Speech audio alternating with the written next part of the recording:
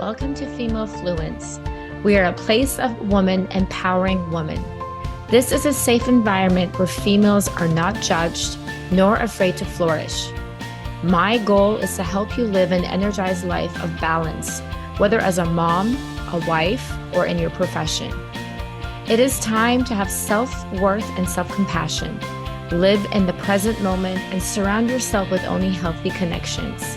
So join me, Promash Shur, a woman empowerment life coach, an educator, and a mother of three, to help take you on a journey of true identity and inspiration.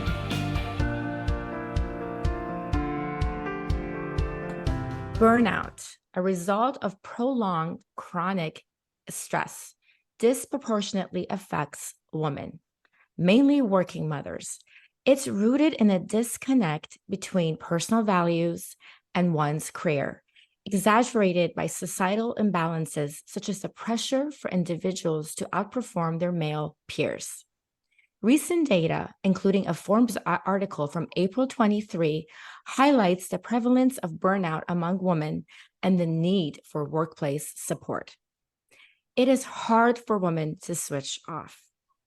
Women feel like they're just going and going and going like the Energizer Bunny, and that they have no choice but to keep on going. Instead, we need to stop and evaluate the values that most matter to us. We can't just throw ourselves into the deep end of the inner work like meditation until we fix the outer work. We need to create more room in our lives and minds to think through the bigger things.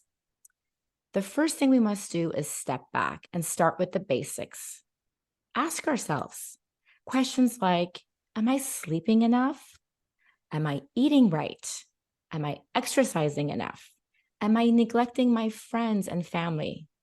Am I connecting with the right people in my life? To fight burnout, start with the small changes to create some headspace for yourself, clarifying your values first and focusing on self-care basics. Today, my guest, Farah Jamani, will help us explore the causes of burnout, slow metabolism, and practical solutions to regain balance in our lives. Farah is a mom of two, wife, integrative pharmacist, functional medicine health, and life coach. She worked in a corporate pharmacy at some point and witnessed patient after patient struggle with more and more medications and never genuinely feeling better. This really pained her so much that she went back to school to become an integrative nutrition health coach, trained at the Institute for Functional Medicine, and discovered that actually the key piece for true transformation was the mindset. And we've talked about mindset so many times on these episodes. As a result, she became a certified strategic intervention life coach on a mission to educate and empower people to discover the root cause of what is creating their imbalance. Welcome, Farah, to Female Fluence. I'm so excited to have you on my podcast today. Thank you so much. What a wonderful intro. And I'm so excited to be here as well. Thank you. So glad we are going to do this. So let's actually start by getting to know you better. What was the journey you took to be where you are today? Yeah, so in your intro, you did mention I was a pharmacist. I went to the only school in Ontario at that time, the University of Toronto. And even hearing that, I know that I was so driven even from a young age. Going through the career path of community pharmacist to management to senior level executive management meant that I needed to show up. I needed to be able to perform. But I also knew that my health wasn't supporting me in order to do that. I was coming home to nap every day. I was tired. I wasn't going out with my friends. And it was in that I knew something was wrong. But like most women, you push through, you keep going, you put your head down, and you just think, I just need a nap. I need a vacation. And then it came when I had two children. I was back into community pharmacy. I was tired again. I was exhausted. I had started to gain a little bit of weight around my midsection. Sounds like most women we know. But I was seeing this intersection of my own life mirroring what I was seeing in my patients. My patients were coming in with prescriptions for antidepressants, sleeping pills, anti anxiety medications, birth control pills, And they would say to me, Farah, I don't want to take any of this. There has to be a different way. I'm not depressed.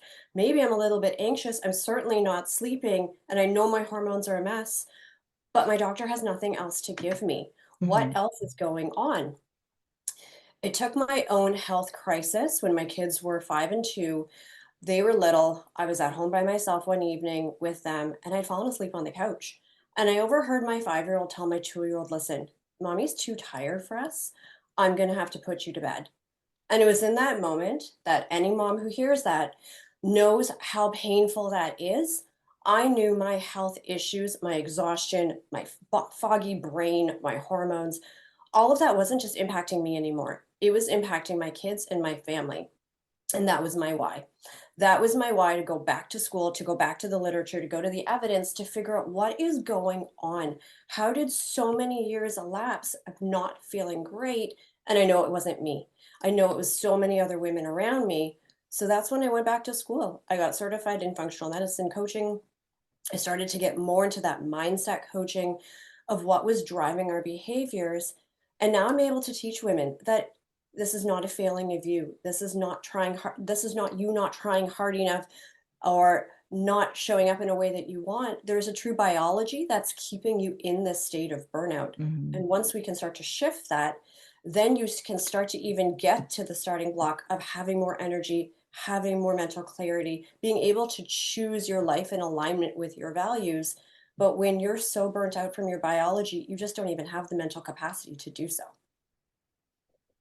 Yeah, there's nothing left in your brain to actually figure out what is happening, right? You're just completely exhausted. Now I know your mom became sick. How long ago was that? Gosh, my mom had been sick for a number of years, up and down with a variety of different conditions, but it came to a point where ultimately she passed away in 2021. I'm so sorry for your loss. I know that's very difficult. So is that around then there was a time that your health started deteriorating? Was the fact that you stated that you it was so difficult to see your mom get sick and it pains you so much seeing your mom battle that disease that you told yourself that you were going to do whatever you can, whatever health conditions you have, that you're going to turn things around because you don't want your kids to experience what you had experienced. Is that correct? Correct. I think in the days of our parents, they didn't have the same level of awareness of how diet and lifestyle and mindset, how that all can start to play a role in how disease gets created. I knew now what I know now that yes, diet, lifestyle, mindset contributes massively to the way disease is formed. And I knew I would never let my kids, if I had the power to choose, to be have to go through something like that. Because now I understand the drivers of behavior. Now I understand what power I can reclaim in my own health, as opposed to sitting back and relinquishing my power to those that be who may not have the same lens on medicine and health that I do. So what your health issues were they was it like an autoimmune or just you were just exhausted, or if you can elaborate on that? Yeah, all of the above. So my my health started off at a very young age with asthma. It was that classic atopic triad. So it had asthma, food allergies, and eczema. But that I now know was driven a lot by what was going on inside my body from a gut perspective, from a drainage perspective. And those pieces can all be shifted. Fast forward to in my 30s, I was diagnosed with an autoimmune condition. So, for your listeners who may or not be familiar, that's when your body starts attacking itself. That so for me, it was my thyroid. For other women, it can show up in other different ways. Maybe it's Crohn's and colitis, maybe it's in lupus, maybe it's an RA. Mhm. But that is when your body really starts going against itself, which even by a non-conventional medical person can seem to think that that shouldn't happen.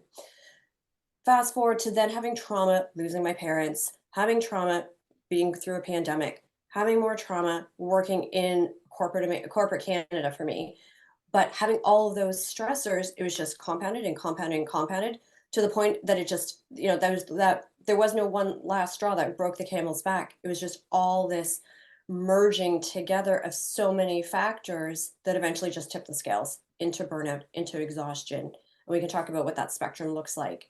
But that's what ended up happening for me. And I see it so many times over in women. Right. Do you feel like, Farah, that I mean, I just hear it like just from friends or colleagues, but autoimmune has become so, I mean, so high, especially among women. It's like Yep. every other person has some sort of spectrum of autoimmune disease. Why do you think that's happening? Is it just the society, the stress, or just we're just eating unhealthy or? I think it's a combination of all sorts of factors. I think it goes back to this biology of burnout, I believe, that when your body is stuck in a stressed and survival state, whether it's coming from your mental side, your emotional side, or truly a biology that's keeping you stuck, your body ends up burning through too many resources. It eventually comes to a point where you're trying to drive a car without any gas or any oil, and your body just kind of gives up. Now, we can argue there's a lot of other factors that start to contribute. Our food supply, all of the plastics and xenoestrogens and things that are starting to shift our hormones, the lack of drainage, right, from our detoxification capacities. But the real root to all of that is, why do we have so much burden on our body right now? Sir, it's our society. Yes, it's our food supply. But a lot of this burden comes from within, and it comes from external stimuli as well. Yeah. Okay. So now I guess the main topic, what is burnout? What does it feel like? What causes it? Yeah, so burnout is actually a spectrum. We think it's a destination, but truly there are kind of mile markers along the way. So that first stage of this alarm or this activation, we actually quite like as women. We're productive, we're sharp, we're showing up, and we're like, yes, I can take on anything. The next phase, though, is when we're in this activation state for too long. We are ignoring the symptoms that our body's trying to give us, and we just keep pushing on. Mhm. So then we get to the sort of middle stage where our body's starting to get tired, but we're not back ending it with the support. So we see symptoms start to show up like some low mood, we're not sleeping really well, we're starting to gain some weight because our hormones are starting to shift, because we're constantly in this stressed and survival state without a break. That final stage where this is what we associate burnout with, is the exhaustion, often comes with apathy, often comes with indifference and feeling numb and not really wanting to show up in our world. So when women are starting to present to their doctors, they're starting to get diagnoses of anxiety, they're starting to get diagnoses of depression. And when we look at what the stress hormone, so cortisol in our body does, it affects every part of our body. It starts to affect our gut because we're not getting a lot of blood there. So women start to show up into the pharmacy or the doctor's office with indigestion, or, I'm getting heartburn, or I'm not going to the bathroom as frequently, I'm getting bloating, I hear so often. And that's a sign that your body could be in this kind of fight or flight stress state for too long. When you start to get to those final states of the exhaustion, the irritability, the apathy, the low mood, that has been going on for a long time. This wasn't just a light switch that you turn on. This has Right. been going on for years. And as you heard through my story, this is what happened to me. I ignored a lot of those warning signs along the way. I ignored the check engine light that would keep coming on, saying, I'll do that next week. I'll do it later. Maybe if I put some tape over it, I won't actually notice it. And you keep pushing through. But your body's not a car. Same as your car, your body needs some back end supports. And that's where the biology of burnout piece comes in. That's a great explanation. I think it's very true. As females, we tend to always not see that check engine light, or we see the signs, but we continuously ignore it. And then we might put it on our list, but Mhm. it just falls at the bottom every day. It's like, oh, okay, I'll call the doctor Yeah. next week. I have to do some other things. But if it comes to your family, your household, your children, everything else you're doing, but everything for yourself always falls at the bottom of the list. And I think that's the biggest problem. You need to kind of get out of that state that it's it's not selfish. It's actually, you're the foundation of your household. So you need to keep yourself healthy. The messaging that we get from society of what self care looks like is go get a manicure, get a Yes. pedicure, go to a spa, do all the things. But maybe self care could look at, let's look at your plate and let's see, do you have any vegetables on that plate? Have you had any water today? What's your sleep like? Maybe you just need a little extra sleep. But what that means is, by saying yes to those things, you have to be able to be okay and give yourself permission to say no to other things. And that's where this conundrum comes for women, because they want to say yes to everything. Yes. Back to It your comes back to setting boundaries, correct. right? If you can establish good boundaries for yourself that are going to make you feel better, then you're going to be on the right track. But a lot of us just cannot say no. And I'll also argue a lot of women think that they are running at what would be 100% for them. They think that they are feeling 100% as well as they could. They don't know that they're probably only functioning at 50 or 60%, that there's this whole other continuum where they could actually feel better, feel more productive, and be more functional, but they haven't seen the other side. They have to have that experience to get there to say, oh, I'm never going back to that. What Yeah. do I need to do? Sometimes it What takes boundaries that, can I right? It set? takes like something like that for you. I mean, I feel like that's kind of what happened with me. It's like something has to happen where you're like, your health is really bad in a bad shape for you to kind of wake up and say, oh my goodness, like, what am I doing to myself? Right. Because as long as you keep going, you're not really paying attention to any of the signs. And it's like, oh, I'm super mom, I'm super woman, I can do this, you know? And we don't want women to get to a health crisis, but there is that idea of these stages of change for these women that are in it. When they're planning and preparatory and something has happened, whether it's they're getting the weight they don't like, they just don't have that mental acuity to show up to meetings, they start to think, well, maybe this is not a normal sign of aging. They're at that stage of being open. But there could be women who are like, no, I'm just going to keep pushing through. I'm going to wait for the next vacation. Next week should be better. But I hope they don't get to that point of a health crisis. Right. Right. So how can we reset our metabolism, especially at our age of, 40 and older, the midlife? How can we Yeah. help with this? So let's just be honest. The things that we did in our 20s and 30s, restricting calories, exercising more, we've tried that in our 40s and it doesn't work. And the reason it doesn't work is it doesn't take into account our shifting hormones. So in our 40s, we start to hit this point of perimenopause where our hormones are no longer static and changing in a predictable fashion. They're starting to be more erratic. And if we kind of zoom out to what metabolism really is, it's not just weight gain or weight loss, it's true energy. So when we're able to give our cells the energy they require, all the other symptoms that we start to experience fall away. So what does that mean? We're creating health in our body. We're giving our body what it needs, and we're lining up those puzzle pieces so that it becomes very easy and the symptoms fall away. So what does that look like? It means using food as fuel. It means having stress release valves in our life that are not wine, sugar, all of these other pieces that are contributing to our inflamed system. It's about putting down the fires in our body from all of these different areas, whether it's mental, physical, or emotional, that then start to bring the inflammation bucket lower so that your body has resilience and capacity and it no longer needs to hold on to the weight to as a buffer, to act as a buffer against the fires that are going on. Okay. We need to do this. I was listening very intensely. I'm like, okay, I need to take notes.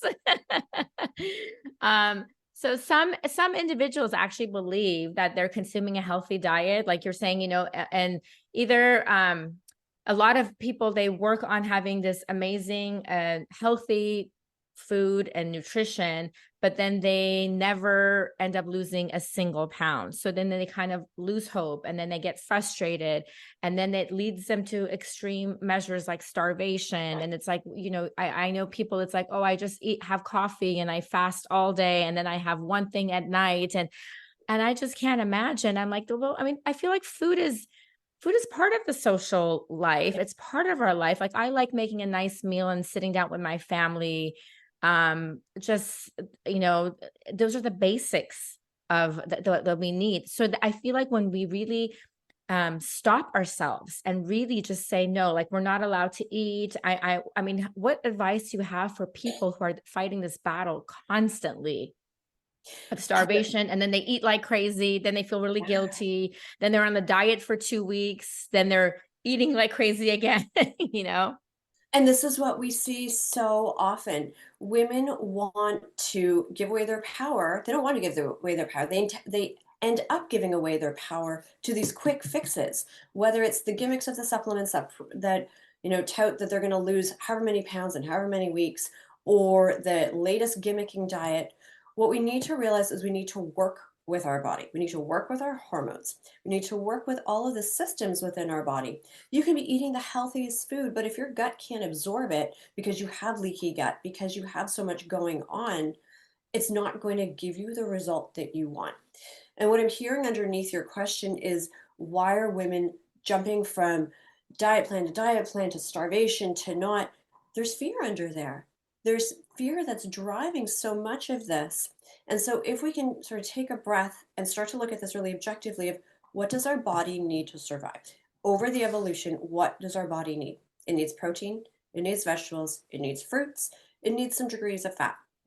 What you haven't heard in this is this ultra processed diet that we tend to see in this standard American diet.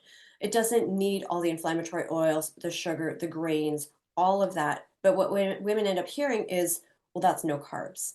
And so let me go to this really restrictive diet plan that actually fuels fire in your body. Starvation is one of those fires that we need to put down. And I actually battled with that myself. I thought, well, I'm not losing the weight, so I'm just going to eat less because surely I must be eating too much, realizing that I'm not actually giving my body those building blocks it needs to truly feel safe to then put the fires down to release the weight. Does that make sense? Yes, yes, of course.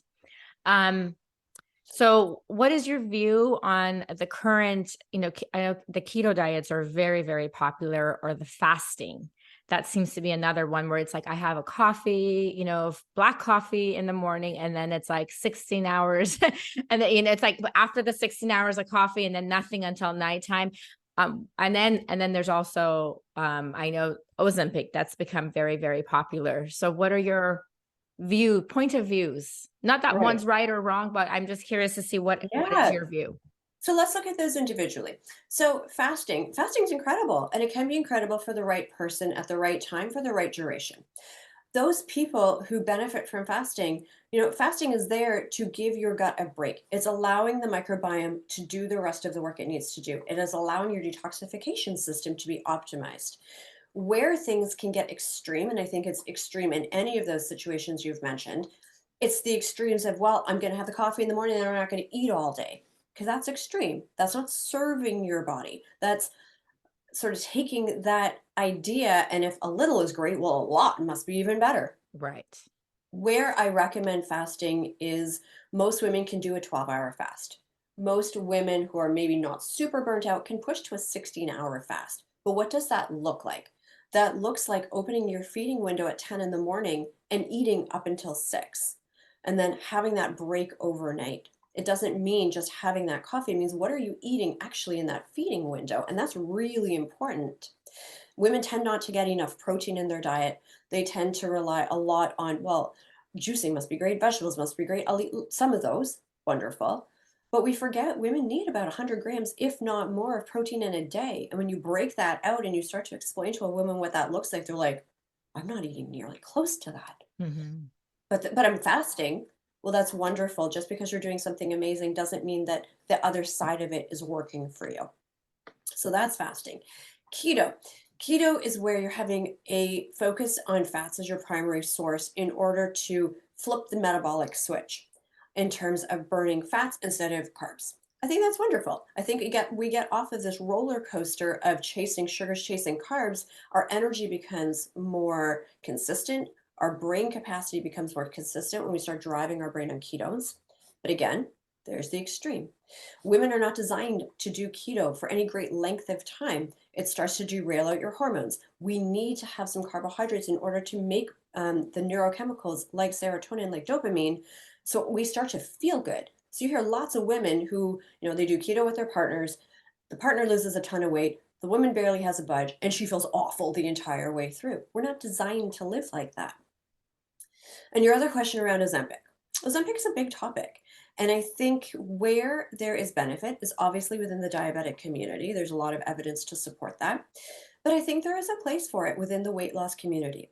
Where I feel things have gone very sideways with Ozempic is it's being touted as this magic bullet. And we all want the magic bullet. Just tell me what to do. I'm going to take it. I'm going to lose the weight. I'll even take an injection once a week if that's going to make me lose weight. Right. But now when I want to come off of it, I can't, because now I'm hooked. And we can argue what has driven that. However, where I see it as value is the way I see any medication, as a bridge. If you're here and you want to get here, we need something to get you there. But we also need to create a foundation with underpinning of teaching you how to eat to fuel your body, how to start supporting your other bodily processes, how to start to have a lifestyle that's going to support your ultimate goal so that when it does come time to withdraw that bridge, you have You can foundation. manage it, right? Right. We're not just going to free fall. Okay. Okay. Thank you so much for that explanation. Um, Now, since you switched and from regular conventional medicine to functional medicine, what do you think that conventional medical training is enough to heal chronic diseases based on your experiences? Conventional medicine looks at health in a very specific way, as does functional medicine. I think there is a role for both. Conventional medicine is very reactive and it's fantastic when you have an acute issue. If I've cut my arm, like I want conventional medicine fixing that up. No amount of diet and lifestyle is going to fix that. But in your question of chronic disease, conventional medicine catches it far too late, whereas functional medicine sees the train on the track years before and Hmm. make interventions that allow that train not to progress any further to get to a point where conventional medicine, you've crossed that threshold. So we can look at, say, diabetes. You can have trending sugar going up and up and up, but until you hit that wall of a specific metric, you don't have diabetes. Whereas functional medicine will say, okay, what is causing your sugars to go up? Sure, it could be your diet. Maybe it's your lifestyle. Maybe it's your hormones. Maybe you're not sleeping and it's driving those hormones up. So this is not a willpower issue. This is truly a hormonal balance. When we can get that back under control, now the train isn't progressing. Now you started to reverse that. So instead of kind of like immediately just, it's like you have diabetes, let's just give you medicine. It's kind of trying to see what's causing it, fixing it so it doesn't progress and get worse. Yeah. And it takes That's, that root cause approach to what is actually driving this. Your sugars are not a light switch. Again, they didn't yeah. magically just go up overnight. This And is what usually there is always a root cause, right? And correct. if we Yeah. can really, I mean, that's with a lot of issues. It's like, especially like we've talked about, stress is a root cause for so many health issues. So if we can really dive in and see what is causing all those problems, it's like immediately all of a sudden the neck ache goes Yeah. away, Yeah. right? Yeah. It's so important that we need to do the inner work. So now you believe that mastering our mindset, metabolism, and mood can make us better moms and wives and help us become, very successful in our careers. This is a strong statement. So I would like you to just elaborate on it. Yeah, it is a bold statement. And it's true that when you start to become very intentional about your thoughts that drive your behaviors, when you start to get really intentional about what is driving the energy in your body, or what, to the contrary, what draining that energy, and therefore what is driving your mood, you start to get the oars back to your ship and you start to steer, as opposed to being in the sea of circumstance and being tossed around. Well, maybe it's going to be sunny today and maybe I'm going to wake up with energy and maybe I'm not. And then what am I going to do? When you start to really take radical responsibility for your health, but also with the intentionality around what you are striving towards, you start to curate all of your resources to go towards your ultimate goal, whether that's showing up in a mom. We're all leaders as women, whether it's in our home, whether it's in our career, whether it's in our community. You start to step into that power of being a leader because you're starting to take control and responsibility and reclaiming the power that you have in your own Yes. health to be able to drive that. Yes. Okay. Good. Very good. I totally do agree with you. I just wanted you to talk about it because I really do feel like, I mean, specifically the mindset is huge. It can Yeah. just change your entire day, your mood, your energy. Because if you start just manifesting negative thoughts and all these things that are happening to you that are not good, then that's how your day, your week Yeah. will progress. When you have off days and your mindset is not aligned or your mood isn't, do you feel like that your health also will shift? For sure. And going back to what you were saying, we do have these thoughts that can start to spiral and can start to derail us. And this isn't a concept of let's have this toxic positivity and not give any voice to those thoughts. But to answer your question in terms of, yes, of course, I wake up in bad moods. I've had poor sleep. My kids have been up at night. Whatever happens, but I have a choice. I have a choice to let that spiral down and um, affect my clients, affect the rest of my day, affect my health. But I also have the choice to give some voice to that and allow that feeling to happen and then start to be able to shift it. I wear an Aura ring. It tracks my biometrics on a day-to-day basis. And I can see that if I haven't been living in accordance to what I teach, it will very clearly show up on my metrics. But that gives me power. That gives me tools to say, where have I been a little bit more lax? Where have I kind of slipped down the mountain? Where do they then need to kind of plug up those holes Mhm. to start to get my health back on track, to give me that feeling of energy and vitality and resilience and all of that I want? And having that power and being able to control it, it makes all the difference, right? Women want certainty, right? They want to have that control, but where we look for control is external to us. And where we are giving away our power is out of our own personal control. Yeah. So Farah, what would you say? What would be the first steps that you would give advice to my listeners today to kind of start the process of working and fixing their burnout stage? How do they get out of it, or how do they avoid getting into it? And I know, it's like, I mean, we get through this with all different times of the year and whatever it may be, but it's like whatever we're trying to work for. How do we keep that balance? Because like we said, we talked about, okay, we said self-care, we go get a manicure or get a massage, but we need everyone to kind of realize that regular self-care is maintenance. So Correct. but a lot of us forget. We remember that first day, or we listen to this podcast, we remember for today or tomorrow, and then next week we're really, really crazy busy, and again we forget about it. Right. And so this, I think, goes back to what you started off talking about, is what are your values? What is your metric of success for you? And that might be a very big question to try to sit with. But once you understand what's important to you, my health is the number one thing in my life, right? Because without that, I can't show up to be in any position that I have in this world. But what does that look like? What does that mean? You're asking, where do you even start? Where it starts is understanding, what are those fires that are going on in your body right now? What are you putting in your body for, solely through your mouth, but your eyes, your ears? What are you taking in? What are you able to then digest and metabolize and break down? And is there a dysfunction in that? How are you sleeping? What is going on for you that is not allowing you to get that really good quality rest? From there, we start to move to what's draining your energy, what's giving you energy. And again, these are really big questions to try to sit with someone to say, where are you at? What's important? And where do you really want to go? So when I start to work with women, I say, right, where are you at today? What is working? What's not working? Where do you want to go? And then how do we create that bridge? What needs to be optimized for you? Because I believe everyone's perfect and whole. They just need to plug up some holes and to Mhm. optimize things for themselves. But one of your questions was what got us into there. And that's where our subconscious comes in. And that's where the mindset comes in, right? I always talk about the three P's: the people pleasing, the perfection, and then the procrastination that comes, that's gotten us into this pattern of having to perform, having to have productivity linked to our worth. And it's untangling those mindset pieces that is the work. That is where a lot of that work happens.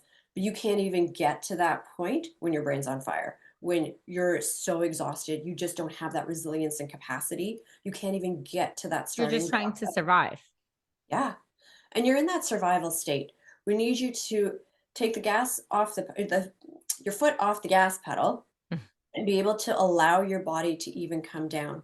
But so many women don't feel safe in that space.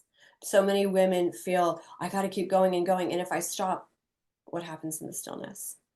So it's teaching women to create safety in their body so that the symptoms start to fall away, create safety in their mind so that they're able to take those breaks and take the foot off the pedal, and teaches your body how to regulate your nervous system so that you're not always stuck in on, and that you're able to go into calm and thriving.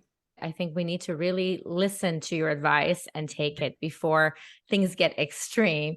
So I'm basically, to wrap up, there's a quote by Michael Gungor that states, burnout is what happens when you try to avoid being human for too long.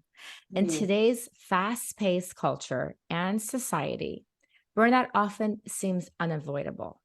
As women, it's crucial for us to prioritize our emotional and physical well-being by shedding the non-essentials and really focusing on what truly matters to us.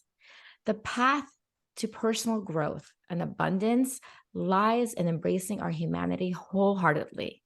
Farah believes that every woman deserves to take control of her health to transform her life, enabling her to break free from limitations and live a life brimming with passion, purpose, and power. Your health is not predetermined. We have the power to control it, as we've heard today. So, my dear listeners, remember that you do possess this power. With the right choices and unwavering determination, you can pave the way to a healthier, happier, and more fulfilled version of you. Is there anything else you would like to share with us? I will echo your sentiments in that last quote, that you do have the power to change your life. No matter where you're at right now, whether you're on the burnout spectrum, you have the power to make those small shifts. It doesn't have to be hard and overwhelming. It is about taking a 1% better action, each and every day. And that 1% over time accrues and accrues and accrues to get to a point where you don't even recognize who you were previously. So thank you so much for having me. I very much appreciate it. I love everything that you're doing in this world. Thank you for spreading this message. Thank you, Farah. Thank you so much. Exactly. So we need to just take it step by step. It doesn't have to be huge, just little by little, as long as we see a change happening. All the links will be in my show notes. Thank you, Farah, so much for being a guest today. Thank you. My pleasure. Thank you. Thank you, everyone, for tuning in today to Female Fluence. Together, we can influence and motivate other mind-like females. Your job is to feel alive, be in control, and always be true to your own self. Please don't forget to subscribe so you can continue feeling inspired. All the links and notes from this episode will be posted on my website, femalefluence.com. Don't forget to also follow me at Female Fluence on both Instagram and Facebook. Lastly, if you are in need of a woman empowerment life coach to help you identify the barriers that keep you from living the life you seek, please send an email to info@femalefluence.org. Remember, my friends, don't just exist, but live your life to the fullest. I'm your host, Pearl Mashur. Until we talk next time.